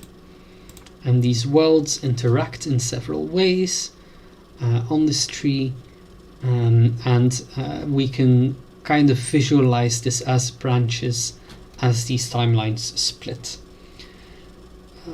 Genshin Impact, Star Rail, Honkai Impact, Guns Girls, they all take place within this same universe, but Star Rail is going to cover several different worlds connected by the railway, built by Akivili, who wanted to reach the edge of the universe. Something that complicates this is what is beyond the universe, and this is very briefly addressed in Star Rail with the Galactic Archives entry of the Aeon 9, because the Aeon 9 mentions the multiverse, and as far as we know, that is the only time they've ever mentioned the word multiverse. In Honkai Impact 3rd, there is a common mistranslation where they translate world as universe. Just know that these are worlds in Honkai Impact 3rd. Bubble worlds, not bubble universes. Stable worlds, not stable universes, because they all exist within one single universe. And this is a model limited by our knowledge right now. There are a couple of assumptions within it, such as that Tevat is a somewhat normally functioning world, and this will surely need to be amended when we learn more about how Tevat works. So this graph will be shared within the HoYoStans community, where we are going to revise it, where other people than me are going to look at it and say like, oh, you did a terrible job here, you did a good job here, let's add this information, and we'll see that expand. And surely as more information comes out, it will be revised in the future, and we will also add these versions to the Hoyodex for all of you to read, so that it doesn't just get like locked behind the wall of the HoYoStans server. Everybody should be able to view this thing. And before we end the stream now, are there any more questions you guys had, things you wanted to ask about? Because I'm really happy to talk about this stuff.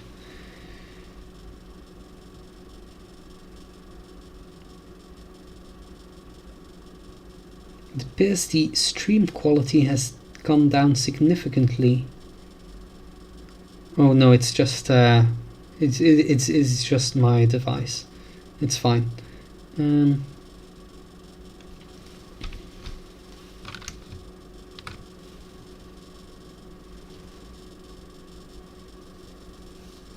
Oh yeah, lore and enemy descriptions, that's definitely a thing. How do we call the multiverse? That's a good question. Currently there is no name for it. So to pull up the terminology page on Hoyodex for a moment. Oh wait, no, we don't want to edit, we just want to view. So the multiverse is mentioned, as far as we know, exactly once, and that is simply by the term multiverse. There is something curious, and that is the Sea of Stars, and the Sea of Stars is not described as being anything of a specific structure. It appears to be referring to the navigable existence. And in most cases, this has only been within the bounds of the universe, but specifically Yog-Sothoth's Kizuna text refers to the Sea of Stars while talking about that outside of time-space. So it is possible that the Sea of Stars can be used to describe the entire thing. That essentially, rather than being inside the universe, the Sea of Stars could be just like everything. But this is speculation. This is something we cannot confirm with the current knowledge. We don't know. It is very possible that it is meant to refer to everything within the Honkai universe, and Yog-Sothoth is just kind of an exception where they kind of use it in a strange way. Are there any plans to translate the GGZ manga? Yes. Yes, that is on the planner. That is something we have been talking about on the HoYoStans server a bunch. We really want to translate it. However, there are a couple of specific challenges. The first is that we need the raws of the manga. Now, we do have a couple of them. I don't think we have all of them. The second challenge is that we kind of want to know when these came out and what might have been additional notes, so that we're certain we don't miss anything. The third challenge is that the text will be on images.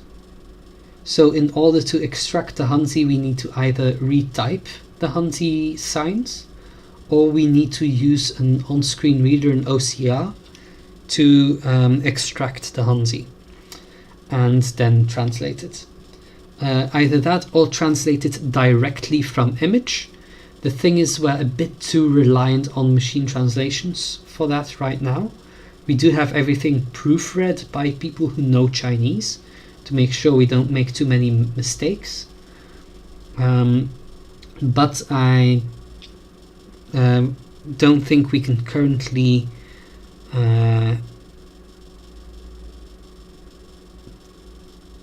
do it with our current method that we're using for Operation Gekkou. The method we're using for Operation Gekkou is basically I take the Chinese text and either Banban pre-translates it or I do it from scratch, and we basically run it through several machine translations, cross-reference those for any differences and errors, and then adapt the translation to readable English and have it checked by native Chinese readers to kind of see, is this accurate enough? If it's accurate enough, good, we use that, and we also look to revise these translations over time. So with the Guns Girls manga, that is also something that might that we want to make sure of, is that we can revise the translations if we notice, oh, this wasn't entirely accurate. this translation we did in the past.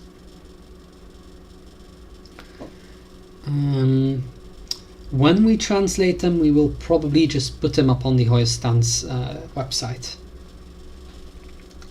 Were there any more questions you guys had before the stream ends? You can ask about anything related to HoYoStans, anything related to like what we've been doing or what we're taking an interest in. Anything you just want to ask me.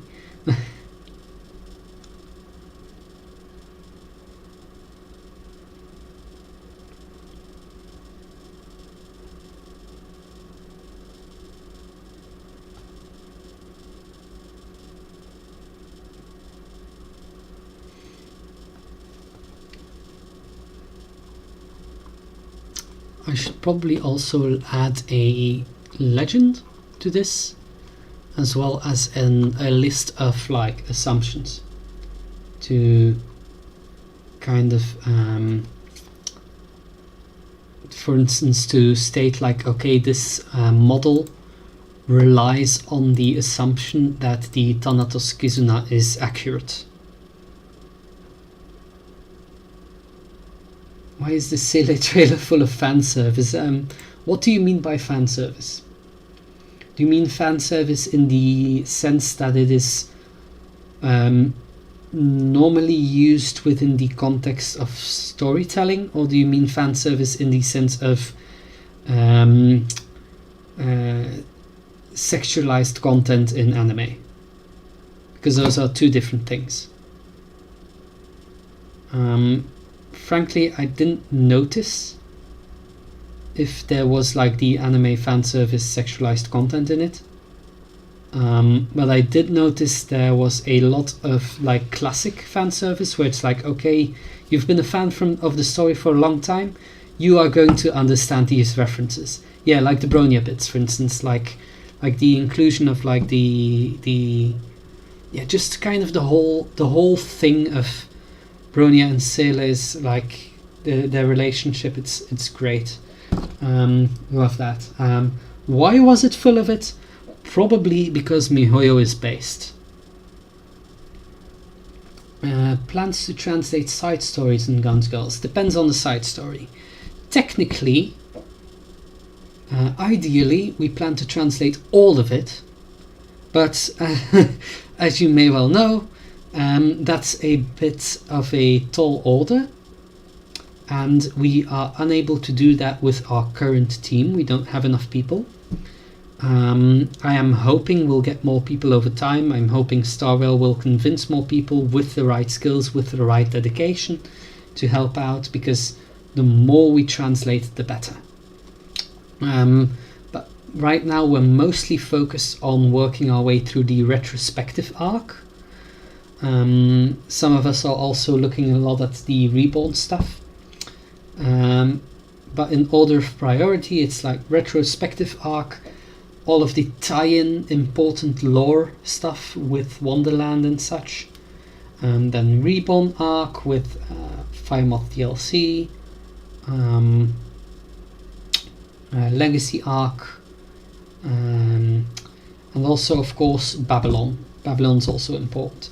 The Schoolgirl alternate universe is something I would like to translate, but it is less priority than the others because it has much less overt implications so far from what we've seen for the overall lore. But it would be really nice to have it translated. Is the Captain Verse canon? Yes, it very much is. The Captain Verse is, you could call it a little bit similar to Star Rail, but instead of entering different stable worlds, we are entering different bubble worlds. So let's actually grab all this and move it a bit.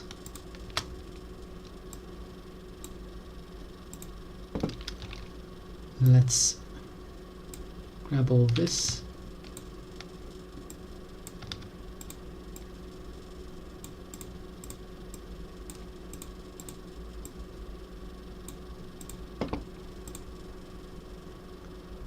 So Sanka Saga is one of the Captain Verse bubbles. Let's give it a color. Let's use... no, that's already used for column.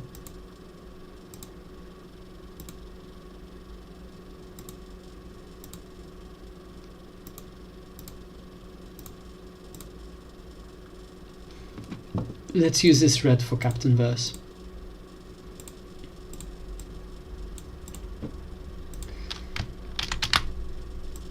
So some other bubbles from Captain Verse include Honkai,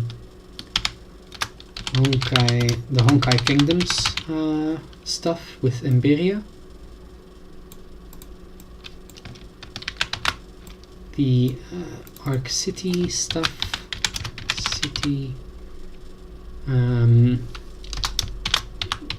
from the Hexa Bunny related things. We have the world with the flying fish with the Hexa Bunny origin stuff.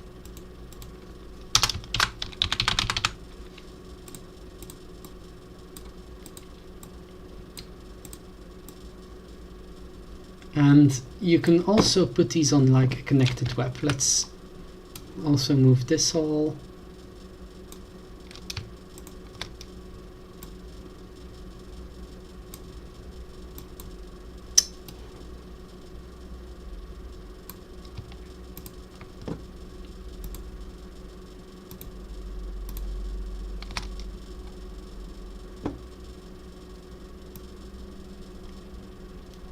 So you can get some space in here. Get it? Space. Wow, I'm funny. Oh god. As you can tell, we've been going for a while now. I'm starting to go slightly insane. Here we go.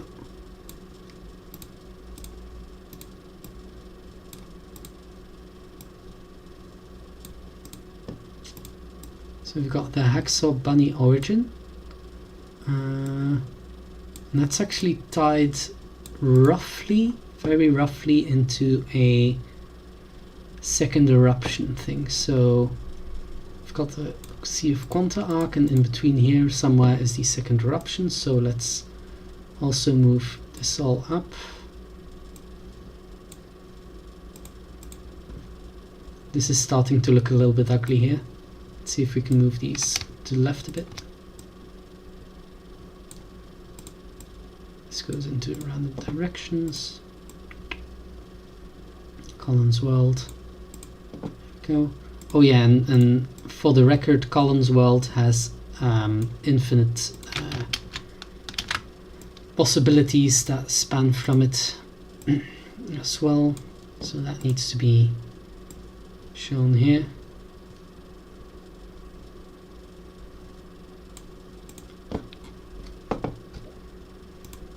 And we should probably add a label here.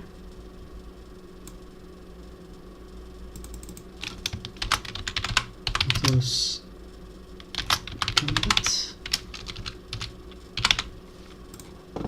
because that makes a difference for this. This isn't supposed to have an arrowhead.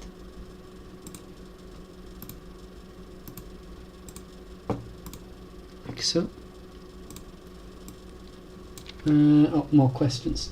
Did you hope to see some references for Captain and Star Rail? I personally, I'm not too inclined towards wanting to see Captain and Star Rail or references to the Captain and Star Rail, but I wouldn't mind it per se as long as it's handled well, because the Captain is a character after all. Though there is a whole thing going on with Lambda, with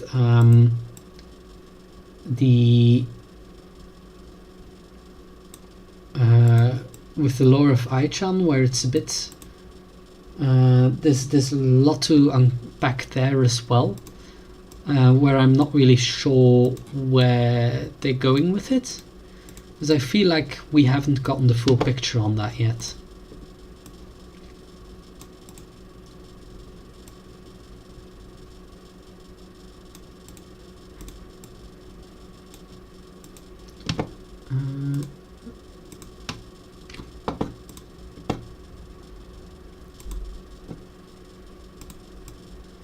So I've got this origin world.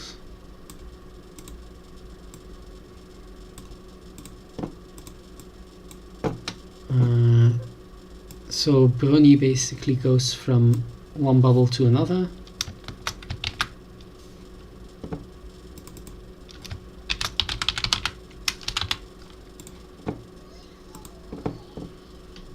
This does not have an arrowhead. As you can tell, I kind of love doing this kind of stuff. It's just really enjoyable for me to kind of map stuff out, to get a bit of an idea of like how does this relate to each other. Yeah, it's fun. It's a lot of fun.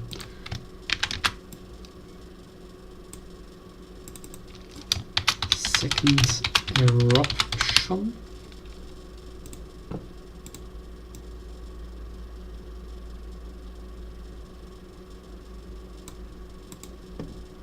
And we're going to put unknown splits in between here because it appears stuff was already a little bit different.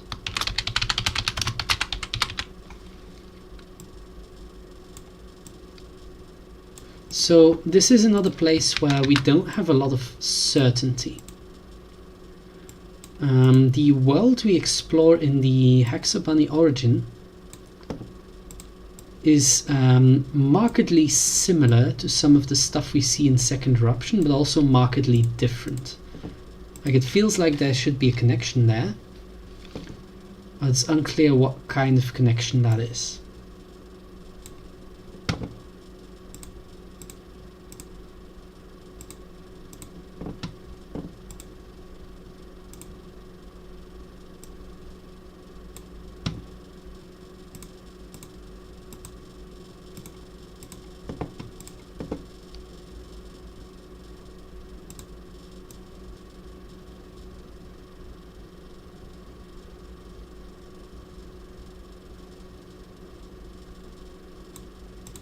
It's becoming harder and harder to track certain things here.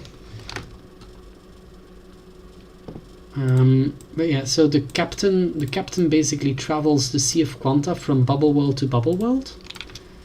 But we're not always 100% certain that a world we visit is in fact a bubble world and not a stable one. But it is implied that they're all bubble worlds. So Honkai Kingdoms even has a time loop thing.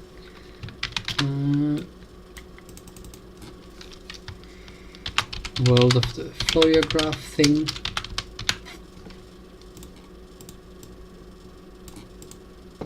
And basically the captain travels poof poof poof poof poof between these worlds. Brony does the same. Brony also travels between these worlds. And something worth noting is that Brony doesn't just travel between these worlds. Hold on.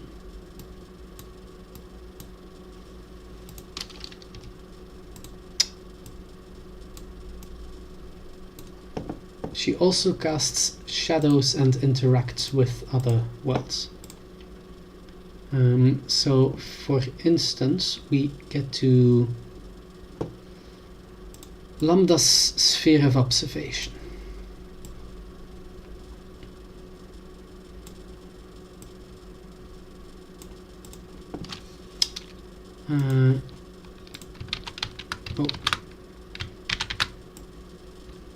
So tying into the moon arc,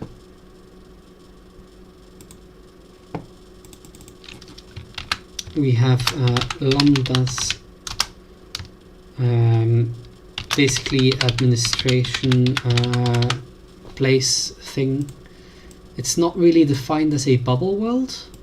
It's some sort of space, so maybe we should make sure it's visually distinct from the rest here. Shadow? Sketch? No. Yeah, let's just make it a different shape. Let's use this. Let's make it pink. Lambda's administration.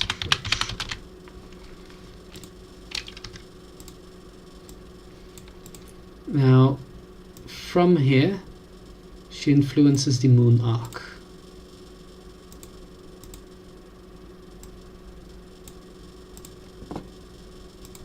But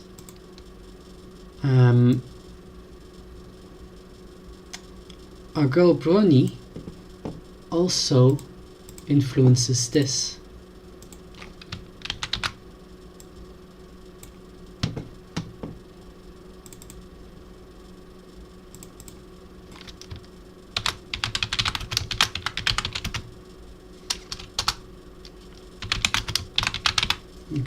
By basically hacking the leaderboard of Honkai Impact 3rd. That is a thing that happened. She basically hacked the game. This is supposed to be without head. Right.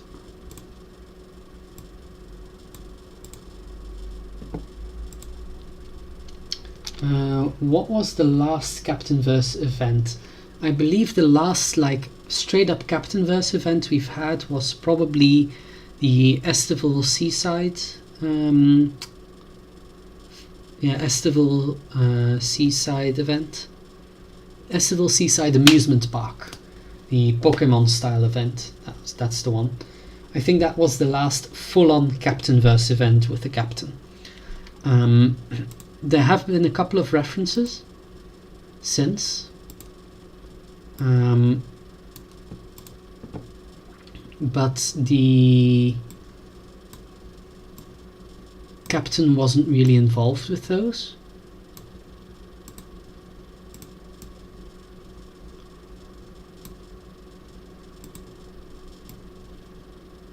At least not as much as he typically is in like anything else. What is this thing? That's not supposed to happen. There we go. Yeah, this should be dots. Dots.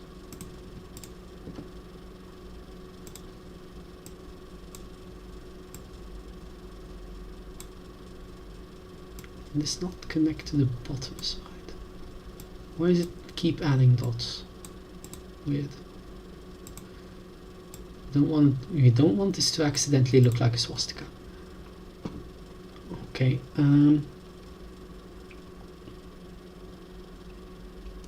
What do you mean by LYM? I don't know what that means. Is that an abbreviation? By the way, not really, well, minor spoilers, I guess, for the next patch. We're pretty certain to get a Captainverse event based on like the promos they've given us. So I'm assuming it'll probably be a Captainverse event we get.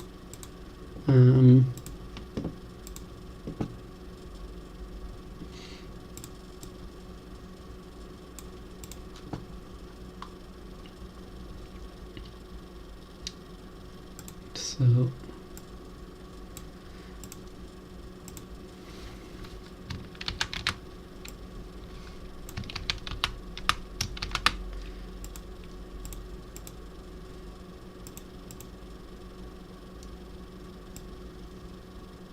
another thing here is that Brony also has a shadow during the moon arc. Oh god, it's getting really hard to visualize here.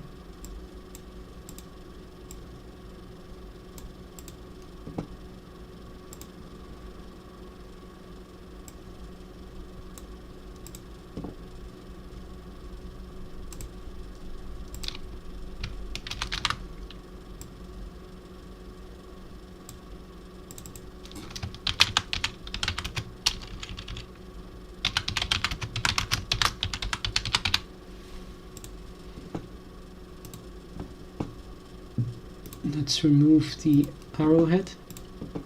So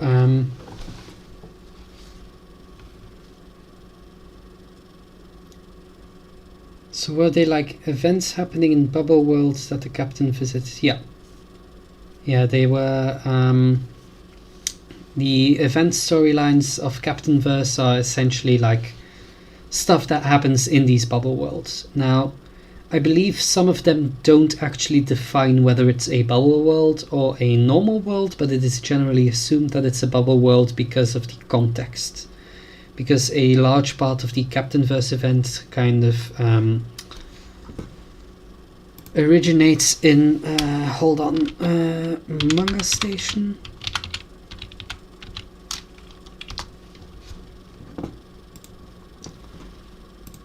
If I'm not mistaken,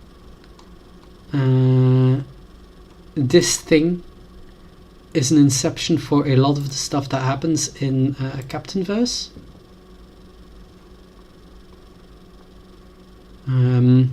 Here we also see kind of the idea of the different worlds thing. It's interesting that here they actually did translate world correctly, but not in the main game. In the main game they don't.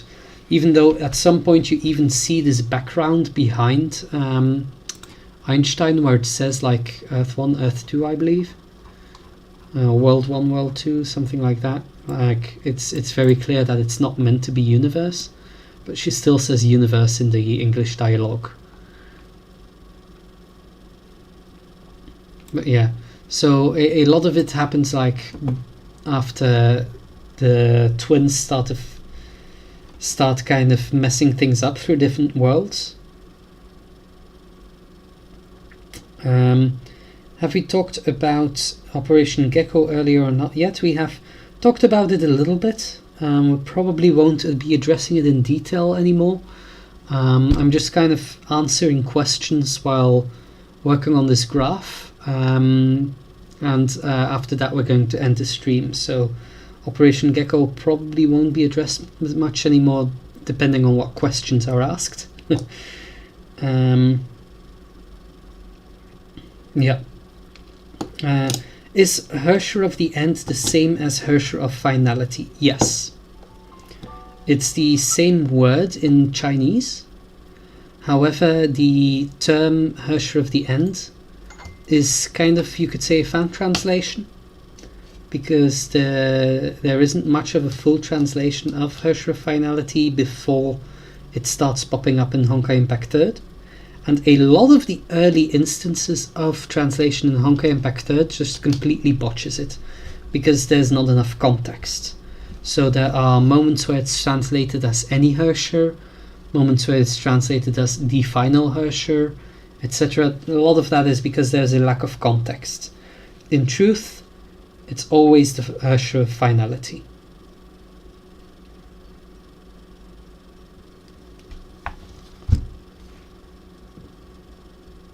I think we are going to look at the Hoyodex to get some of the chosen names we have for these worlds for consistency, and add their reality codes. And then we are going to improve this graph. So for instance, these blue blocks are all the same reality code.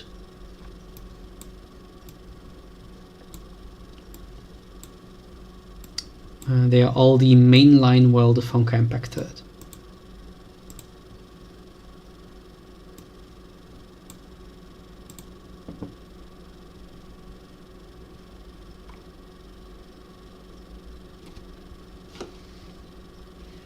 I like the end more than finality. I can see that. I can see why. In Chinese, it's like I don't know the word by heart, but it means basically the same thing. So I think they went for finality instead of the end, because it's a bit more clear that it's talking about a concept, like the Hersher of Origin, the Hersher of Reason. That there's another interesting thing there with Reason, is that the Hersher of Truth can also be translated as the Hersher of True Reason. It's the same, or the True Hersher of Reason. It's the same word. There's no real distinction between it.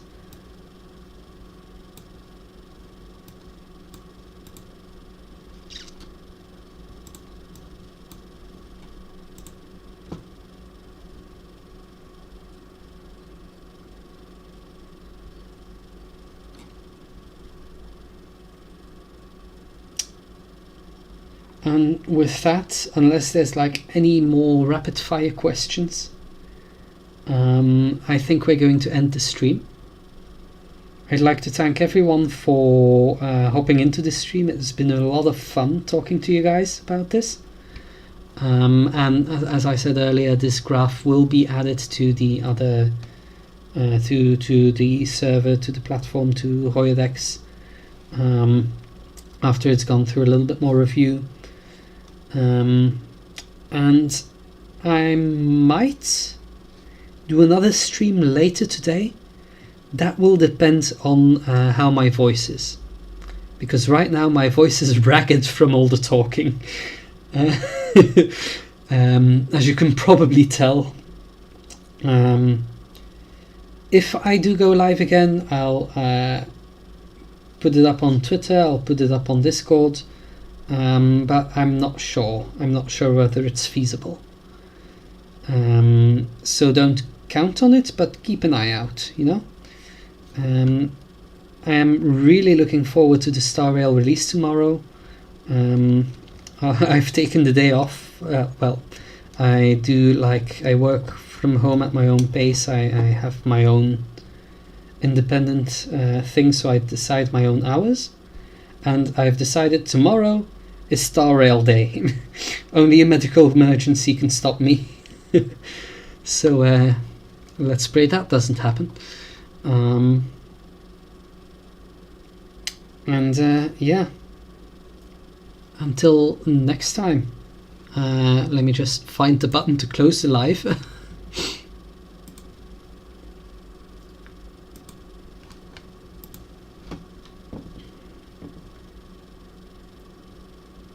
Thanks. Bye.